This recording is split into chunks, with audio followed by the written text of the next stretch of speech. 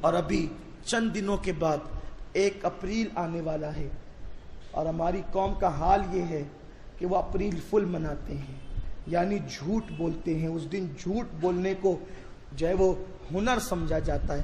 اسلام میں کبھی بھی جھوٹ بولنے کی اجازت نہیں ہے، ان مقام کے علاوہ جہاں شریعت نے اجازت دی ہے، اور وہ زیادہ نہیں، صرف 3 مقام ہے۔ جھوٹ بولنے کی اجازت 3 مقام پر ہے۔ اگر میاں بیوی میں اختلاف پیدا ہو جائے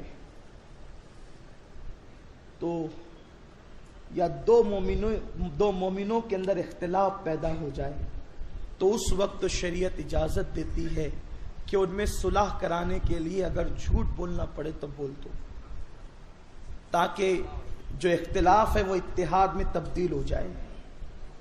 خدا کی قسم، دین کہاں ہے جو مذہب اس بات کا حکم دیتا ہے کہ اگر 2 لڑنے والوں میں اتحاد کرانے کے لیے جھوٹ بولنا پڑے تو بول دو۔ آج لوگ اختلاف پیدا کرنے کے لیے جھوٹ بولتے ہیں، اور میرے آقا صلی اللہ علیہ وسلم نے فرمایا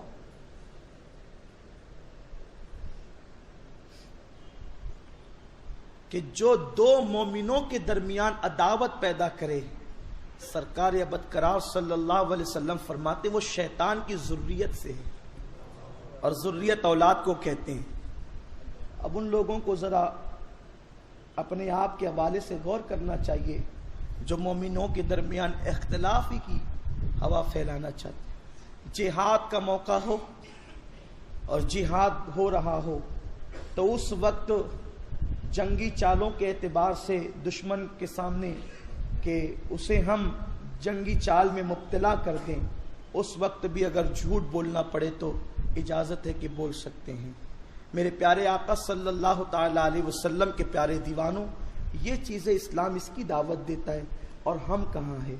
اور باقی کے ہم جو جھوٹ بول رہے ہیں وہ بھی مذاق کے طور پر، اسلام میں مذاق میں بھی جھوٹ بولنا حرام ہے۔ اور میرے اللہ نے فرمایا لعنت اللہ علی الکاذبین، جھوٹوں پہ اللہ کی لعنت۔ آقا کریم صلی اللہ علیہ وسلم فرماتے ہیں جو بندہ جھوٹ بولتا ہے تو اس کے منہ سے اتنی بدبو نکلتی ہے کہ فرشتہ 1 میل دور اٹھ جاتا ہے، اور جھوٹ بولنے والوں پہ لعنت کی جاتی ہے۔ فرمایا گیا کہ جھوٹ جو ہے وہ انسان کو جہنم کی راہ پر لے جاتا ہے۔ اور ایک مقام پر تو آقا علیہ السلام سے کسی نے پوچھا یا رسول اللہ صلی اللہ تعالی علیہ وسلم، کیا مومن چوری کر سکتا ہے؟ ایمان والا چوری کر سکتا ہے؟ آقا نے فرمایا شامت اعمال کی بنیاد پہ کر سکتا ہے۔ حدیث پاک کا مفہوم ہے، اگر اس کا نفس اس کو ورگلا دے تو وہ چوری کر سکتا ہے۔ ٹھیک ہے، نفس نے بہکایا، شیطان نے حملہ کیا تو وہ چوری کر سکتا ہے۔ کہا کیا کوئی مومن زنا کر سکتا ہے؟ فرمایا کہ اگر اس کا نفس اس کو بہکا دے، شیطان غالب آ جائے تو وہ زنا بھی کر سکتا ہے۔ پوچھا یا رسول اللہ کیا مومن جھوٹ بول سکتا ہے؟ آقا علیہ السلام نے فرمایا نہیں، جو مومن ہوگا وہ جھوٹ نہیں بولے گا، اس لیے کہ جھوٹ تو یہ منافقین کی علامت ہے، یہ اہل نفاق کا طریقہ ہے۔ مسلمانوں یہ ہے جھوٹ، اور ہم اس کو معاذ اللہ تہوار کے طور پر، یہ جھوٹ کا بھی کوئی تہوار ہوتا ہے؟ اسلام میں جھوٹ کا تہوار نہیں ہے، اسلام میں صداقت اور سچائی کا تہوار ہے۔ اس لیے ہمیں چاہیے کہ ہم اس لعنت سے بچیں اور اپنے بھائیوں کو بتائیں کہ یہ اپریل فل ہمارا تہوار نہیں ہے۔ اور مجھے ان لوگوں پر بھی غصہ آتا ہے کہ میلاد النبی پر تو وہ جلسے کرتے کہ یہ بدعت اور یہ شرک ہے، وہ اپریل فل پر جلسے کیوں نہیں کرتے؟ کہ یہ جھوٹ حرام ہے، اس سے بچو۔ جو حرام ہے اس وقت تو سو جاتے ہیں، اور جو نجات کا ذریعہ ہے اس وقت زبان درازیاں کرتے ہیں۔ تو میرے پیارے آقا صلی اللہ علیہ وسلم کے پیارے دیوانوں، ہم اس بات کا عہد کریں، نہ ہم اپریل فل منائیں گے اور نہ کسی کو منانے دیں گے، نہ جھوٹ بولیں گے اور نہ کسی کو جھوٹ بولنے دیں گے۔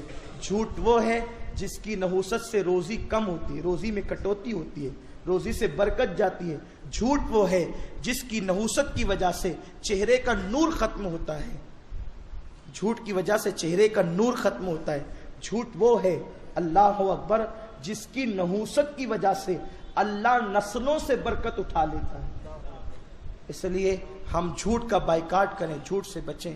ایک صاحب آئے، یا رسول اللہ صلی اللہ علیہ وسلم مجھے اسلام پسند ہے اور میں یہ چاہتا ہوں کہ اسلام قبول کروں، لیکن حضور آپ جو دعوت پیش کرتے ہیں اس سے بچیں، اس سے بچیں، اتنی ساری چیزوں سے میں بچ نہیں سکتا اور اتنے سارے اعمال میں کر نہیں سکتا، حضور کوئی ایک چیز مجھے بتائیں کہ بس میں اسی پہ عمل کروں، باقی میں کسی چیز پہ عمل نہیں کر سکتا۔ سرکار نے فرمایا ٹھیک ہے، جھوٹ نہیں بولنا، بس اسی سے بچو، کلمہ پڑھ لو۔ انہوں نے سوچا کہ کتنا آسان ہے جھوٹ نہیں بولنا، ایک ہی بات، ایک ہی نقطے پر عمل کرنا ہے، سب کے لیے تو اتنے ساری چیزیں، قوانین، میرے لیے ایک ہی، جھوٹ نہیں بولنا۔ کہا ٹھیک ہے حضور، کلمہ پڑھ لیا، مسلمان ہو گئے، جھوٹ نہیں بولنا۔ اب بات یوں ہوئی کہ عادت کے مطابق جو ہے شراب کے اڈے پر گئے اور پھر اس کے بعد جو ہے وہ شراب پی، تو کچھ اس نئے مسلمان سے صحابہ کی ملاقات ہوئی، کہاں سے آ رہے ہو، آ کہاں سے رہے ہیں آپ؟ تو اب بات یہ تھی کہ جھوٹ نہیں بولنا، سوچا کہ کچھ اور کہہ دیں لیکن جھوٹ نہیں بولنا۔ بس دل میں خیال آیا کہ حضور سے وعدہ کیا جھوٹ نہیں بولنا، تو سر نیچا ہو گیا، بولو کہاں سے آتے ہو؟ شراب کے اڈے سے آ رہا ہوں۔ دل میں خیال آیا ہائے کیسی رسوائی ہوئی، آج کے بعد اس ملعون شراب کو کبھی ہاتھ نہیں لگاؤں گا جس سے مدینے میں میری رسوائی ہو گئی۔ آپ غور فرمائیں، اسی طرح کسی اور جگہ پر جو عیب اور تہمت کی جگہ تھے وہاں سے لوٹے، پھر کوئی ملا، کہاں سے آ رہے ہیں؟ بات بدلنی چاہیے، دل نے، ضمیر نے کہا نہیں، ایک ہی بات کے تو متعلق بات ہوئی تھی کہ یہی کرنا ہے، جھوٹ نہیں بولنا۔ پھر بتا دیا، پھر ندامت ہوئی، کہا اس سے بھی بچنا ہے، اس سے بھی بچنا ہے۔ ایک وقت آیا صرف سچ کی برکت سے اور جھوٹ کی لعنت سے بچنے کی بنیاد پر انہوں نے سارے قوانین پر عمل کرنا شروع کر دیا اور ایک پیور اور سچے مسلمان بن گئے۔ یہ سچائی کی برکت ہے، کاش کہ ہم سچ کہتے۔ بات یاد آتی ہے مجھے کہ سچ کی برکت کیا ہے، لوگ جھوٹ پہ حضرت ابوبکر شبلی رحمۃ اللہ علیہ سلسلہ قادریہ کے بہت بڑے بزرگ ہیں۔ حضرت ابوبکر شبلی، ان کا تعارف پیش نہیں کرتا لیکن بات کر کے گزر جاتا ہوں، پھر کبھی ان کا تعارف پیش کروں۔ حضرت ابوبکر شبلی جو ہے حضرت جنید بغدادی کے مرید ہیں۔ ایک مرتبہ حکومت سے کچھ لڑائی ہو گئی، اختلاف ہو گیا، حضرت ابوبکر شبلی علیہ رحمان کے پیچھے پولیس پڑ گئی، سپاہی، اور ان کے بارے میں وارنٹ نکلا کہ اسے پکڑو اور جیل میں ڈال دو۔ یہ چھپتے چھپاتے تھے، اچانک سپاہیوں کا سامنا ہوا، یہ بھاگے، آگے یہ تھے، پیچھے سپاہی تھے۔ انہوں نے سوچا کہ جائیں تو چھپے کہاں؟ دل میں خیال آیا ابو بکر شبلی جو پیر آخرت میں بچائے گا وہی دنیا میں بھی بچا لے گا۔ تو حضرت جنید بغدادی کی خانقاہ میں گئے، کہا حضرت پیچھے پولیس والے، سپاہی ہے، بچا لینا آپ۔ کہا جاؤ بیٹے، جا کر کے خانقاہ کے کمرے میں بیٹھ جاؤ۔ وہ چلے گئے خانقاہ کے کمرے میں، کہا کتنی آسانی سے پناہ مل گئی پیر کی بارگاہ میں۔ سپاہی حضرت جنید بغدادی سید الطائفہ کو مانتے تھے، پیچھے سے کہا بابا آپ نے ابوبکر شبلی کو دیکھا ہے؟ کہاں بالکل دیکھا ہے۔ کہاں ہے بتا سکتے آپ؟ وہ تو میرے کمرے میں چھپا ہوا ہے۔ ان کو اندر آواز گئی، کہا یا اللہ یہ کیسا پیر ہے؟ پہلے تو انہوں نے چھپانا نہیں تھا، اور چھپایا تو پھر بتایا کیوں؟ اور جب بتانے کا شوق تھا تو چھپایا کیوں؟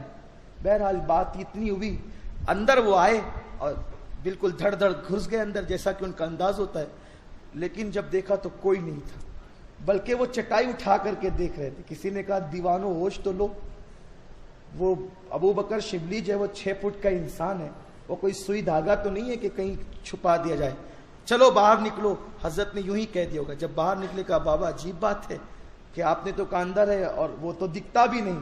کہا ہاں اندر ہے، میں نے ہی تو بھیجا ہے۔ آپ کی بات سوچتے یا اللہ یہ کیسی دیانت داری اور ایمانداری کے معاملے ہیں کہ اب وہ جا رہے تھے تو انہیں جانے دیتے، پھر بھیجتے اندر۔ اب وہ پھر آئے، پھر ڈھونڈا لیکن نظر نہیں آئے۔ بہرحال انہوں نے سوچا حضرت کسی اور موڈ میں، چلو یہاں سے نکل کے چلے گئے۔ تو پھر وہ باہر آئے، کہا حضرت آپ نے تو غضب کر دیا۔ کہا کیا غضب کیا؟ کہا آپ کو اگر بتانا تھا سپاہیوں کو تو آپ نے مجھے چھپایا کیوں تھا؟ اور اگر چھپانا تھا تو پھر ان کو بتایا کیوں؟ 2 مرتبہ بھیج رہے اندر۔ وہ تو خیر اللہ کا شکر کہ میں ان کو نظر نہیں آیا، ورنہ میرا تو آج میرے وارے ہی نیارے ہو گئے ہوتے۔ آپ کو جلال آیا، فرماتے ہیں ابو بکر شبلی میں تیری وجہ سے جھوٹ بولتا، اللہ کی نافرمانی کرتا؟ ارے نادان، یہ سچ کی برکت ہے کہ تو یہاں چھوٹ گیا، میں وہاں چھوٹ گیا۔